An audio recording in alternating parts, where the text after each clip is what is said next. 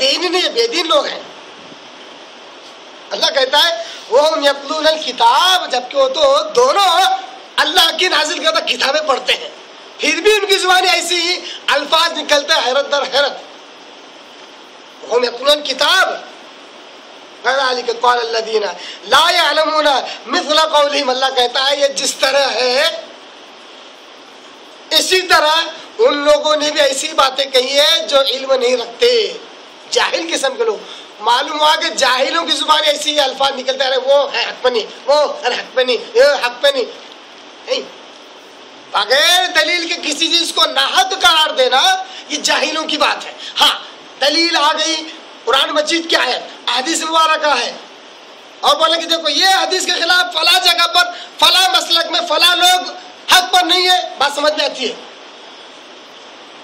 مثال کے طور پر اللہ کے وسلم نے کہا کہ من لا نبی بعدی، میرے بعد قیامت تک کوئی نبی نہیں آئے گا، کیونکہ آپ وسلم خاتم النبی ہیں.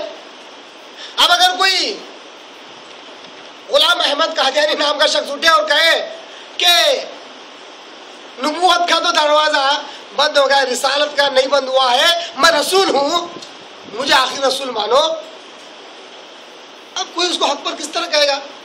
ہم غلام احمد قادیانی کے دین کو، اس کے دھرم کو، اس کے منہج کو ایسے ہی منہ بولے انداز میں یہ نہیں کہہ رہے کہ وہ ناحق پر ہے. ہم کہہ رہے ہیں آپ صلی اللہ علیہ وسلم کی حدیث مبارکہ کہتی ہے کہ آپ صلی اللہ علیہ وسلم کے بعد کوئی نبی نہیں. رسالت کے اعتبار سے آپ صلی اللہ علیہ وسلم ختم الرسول ہے، قرآن نے کہا خاتم الرسول.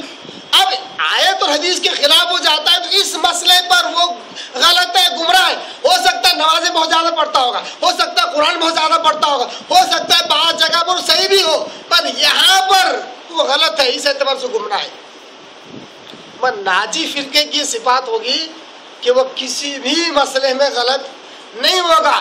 جہاں غلطی اگر اس سے ہو جائے تو قرآن مجید اور حدیث مبارکہ کی روشنی میں اس کی اصلاح ہوتی رہے گی، اس کی اصلاح ہوتی رہے گی. تو اللہ تبارک تعالیٰ کیا کہتا ہے کہ یہودی اور عیسائیوں نے آپس میں اختلاف کیا، ایک دوسرے کو کیا کہا؟ یہ دونوں حق پر نہیں ہیں. یہ اس بات کی دلیل ہے کہ اہل کتاب کا آپس میں ایک دوسرے سے اختلاف تھا. تیسرا جو اختلاف تھا نبوت محمدی صلی اللہ علیہ وسلم اور نبوت عیسیٰ علیہ الصلوۃ والتسلیم کے بارے میں اختلاف. مطلب عیسائیوں نے عیسیٰ علیہ السلام کی نبوت کے ہی نہ صرف قائل ہوئے بلکہ عیسیٰ علیہ السلام کو ابن اللہ قرار دیا. جب محمد مصطفیٰ صلی اللہ علیہ وسلم نبی بنا کر بھیجے گئے تو آپ صلی اللہ علیہ وسلم کی نبوت کا انکار کر دیا. کیوں؟ سب سے بڑی وجہ ان کے پاس یہ تھی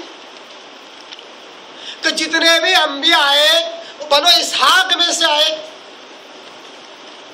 بنو ابراہیم علیہ السلام کے دو بیٹے اسحاق علیہ السلام، اسماعیل علیہ السلام، اسحاق علیہ السلام میں سے آئے، اور حضرت محمد مصطفیٰ صلی اللہ علیہ وسلم بنو اسماعیل کی اولاد میں سے. تو کہا کوئی نبی اس میں آیا ہی نہیں، اس میں سے کہاں سے آ سکتا ہے نبی؟ اختلاف کیا. جبکہ جتنی نشانیاں علامتیں تورات اور انجیل آپ صلی اللہ علیہ وسلم کے تعلق سے پائی جاتی تھی ساری کی ساری میل کھاتی تھی آپ صلی اللہ علیہ وسلم سے. یہ علم تھا ان کے پاس، غور کیجئے، یہ علم تھا ان کے پاس کہ ساری نشانیاں اسی نبی کے تعلق سے ہیں. احمد آپ صلی اللہ علیہ وسلم کا نام، وہ نام بھی ان کے پاس موجود تھا، باقاعدہ تورات میں لکھا ہوا پاتے تھے، پڑھتے تھے. اب اختلاف کیوں کیا؟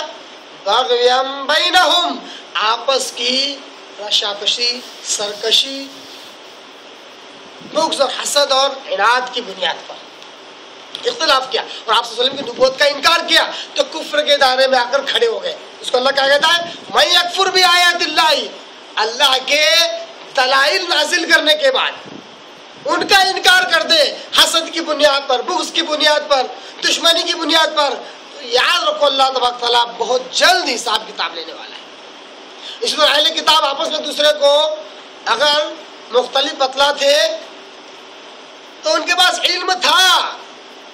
کیا علم تھا؟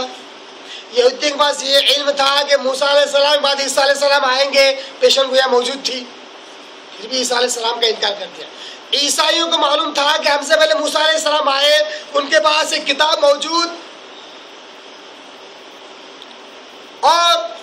اس سے پہلے کہ انبیاء کی صفات پڑھتے تھے پھر بھی ان کا انکار کر دیا. علم تھا کہ یہ ہے، یہ گروہ موجود ہے جو انبیاء کو ماننے والا ہے، پھر بھی یہودیوں کا انکار کر دیا، یہودیوں سے اختلاف کیا. حالانکہ دونوں کا دین اور مسلمانوں کا دین وہ ایک ہی دین تھا، وہ ہے اسلام. دین ہر زمانے میں ایک ہی رہا ہے، دین اسلام. شریعت سب کی الگ الگ رہی ہے. شریعت کیا ہے؟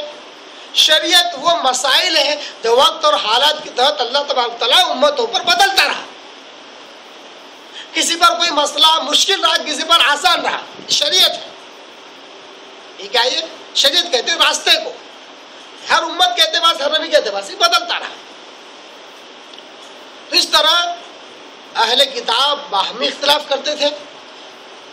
مطلب ایک اہل کتاب گروہ آپس میں اختلاف کرتا تھا، اور اسی طرح اہل کتاب کے درمیان بھی اختلاف تھا. اسی طرح نبوت پر بھی ان کا اختلاف تھا. اب ہمیں سمجھنا ہے کہ اہل کتاب میں جو اختلافات تھے، عیسائیوں میں یہودیوں میں جو اختلافات تھے. اب اس آیت سے ہمیں سمجھنا ہے مسلمانوں میں جو اختلافات ہیں وہ کیوں ہیں. اللہ تبارک تعالیٰ اس کی سب سے بڑی وجہ یہ بتلاتا ہے کہ علم آ جانے کے بعد اختلاف کیا. اس نقطے اگر ہم ذرا سا رک کر غور کریں تو معلوم ہوگا کہ جتنے فرقے ہم کو مسلمانوں میں ملیں گے سب کے پاس کچھ نہ کچھ علم ہے. سب کے پاس کچھ نہ کچھ علم ہے. اگر آپ پوچھو کہ آپ کس بنیاد پر اپنے آپ کو اس نام سے منسوب کرتے ہیں تو آپ کے آگے فہرست کھڑی کر دیں گے. یہ قرآن کہتی ہے، قرآن کہتی ہے، قرآن کہتی ہے، حدیث یہ حدیث، اس بنیاد پر ہمارا یہ نام ہے، ہمارا یہ گروہ ہے، ہمارا یہ فرقہ ہے، اس وجہ سے ہم یہ ہیں. کسی بھی گروہ، یہاں تک کہ اگر آپ